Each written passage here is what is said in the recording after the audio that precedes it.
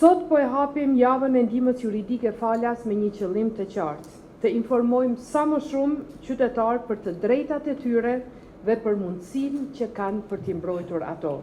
Në këtë mision, Agjencia për Ndihmë Juridike Falas luan një rol të pazëvendësueshëm për me zyrave rajonale, zyrave mobile dhe bashkëpunimit me organizatat partnere.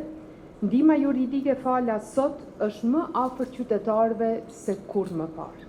Ajo arrin në komunat tona, në komunitetet tona dhe tek njerëzit që shpesh kanë më shumti nevojë për mbështetje. Arrin te gratë viktima të dhunës, te komunitetet joshumisë, te pranuesit e ndihmave sociale, pensionistët, nënat dhe ushqyese, te qytetarët që pa këtë mbështetje do ta kishin shumë më të vështirë të kërkonin dhe të gjenin drejtësi. Dhe rezultatet flasin vetë. Vetëm gjatë vitit 2025, Agjencia dhe organizatat partnere kanë ofruar ndihmë juridike falas për më shumë se 10.000 qytetarë. Në zyrat tona nuk hynë vetëm lëndë, hynë njerëz, hynë gra që kërkojnë mbrojtje nga dhuna, hynë prind që nuk dinë si të mbrojnë fëmijët e tyre, hynë të ri që përballen për herë të parë me institucionin, hynë persona të diskriminuar, qytetarë që luftojnë për të drejtën në pronë, për pension, për dignitetin. Në ato moment, ndihma juridike falas nuk është vetëm procedurë, ajo është orientim, është siguri, është fjala e parë e qartë në një situatë të vështirë dhe shpesh herë është hera parë kur qytetari e ndjen se shteti po e dëgjon. Viti 2025 e dëshmoi qartë këtë mision në praktikë.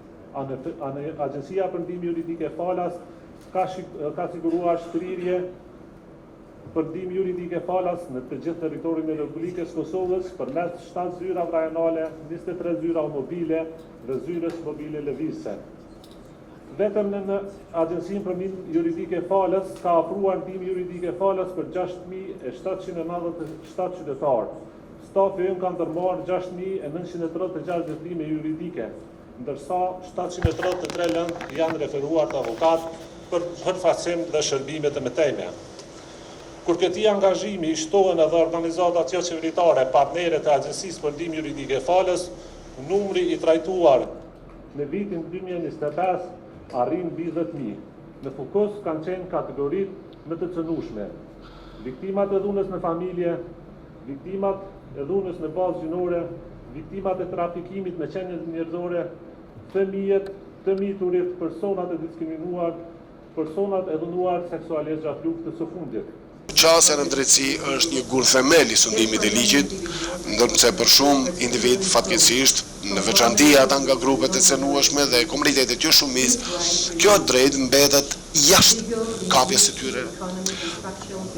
Barierat e caktuara vazhdojnë të parandalojnë njerëzit që të qasen plotësisht dhe të ushtrojnë të drejtën e tyre të kërkojnë mjete juridike kur këto të drejtat të tyre shkelen. Prandaj, ndihma juridike falas nuk është thjesht një shërbim, është një vegël esenciale për të siguruar barazi para ligjit. Përmendur tashmë shumë herë dhe më duhet të përsëris edhe një herë që ligji si ligj nuk mjafton.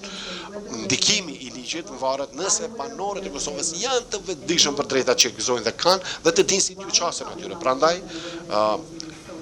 ngritja vetëdijsimit është kaq e rëndësishme.